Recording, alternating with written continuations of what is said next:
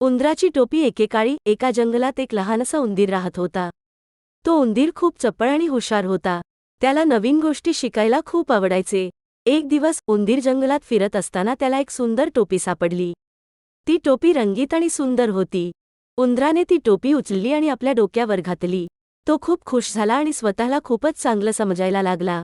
आता तो जंगलात इतर प्राण्यांमध्ये फिरायला लागला.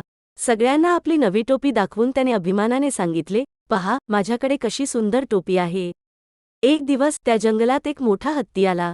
हत्तीलाही उंदराची टोपी खूप आवडली. त्याने उंदराला विचारले, "उंदीर, ही टोपी तू कुठून आणलीस?" उंदीर उत्तरला, "मला ही टोपी जंगलात सापडली." हत्ती म्हणाला, "माझ्याकडे अशी टोपी नाही.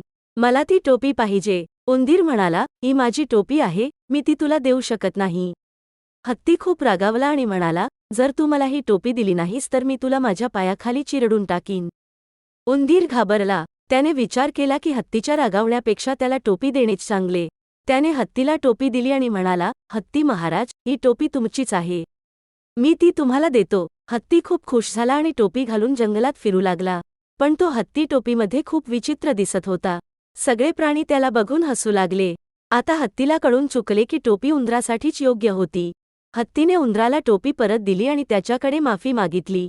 उंदीर परत आपल्या टोपीत खुश झाला आणि तो टोपी घालून पुन्हा जंगलात आनंदाने फिरू लागला. तर मित्रांनो, या गोष्टीवरून आपण काय शिकलो? ही कथा आपल्याला शिकवते की प्रत्येक गोष्ट प्रत्येकासाठी योग्य नसते. आपण ज्या गोष्टीसाठी योग्य आहोत तीच आपल्यासाठी उत्तम आहे. जर तुम्हाला आवडलं तर कृपया लाईक करा, सबस्क्राईब करा आणि पुढील गोष्टीला भेटू शकतो. धन्यवाद आणि सुखी रहा. If you like it, please like, subscribe and we'll meet you in the next story. Thank you and stay well.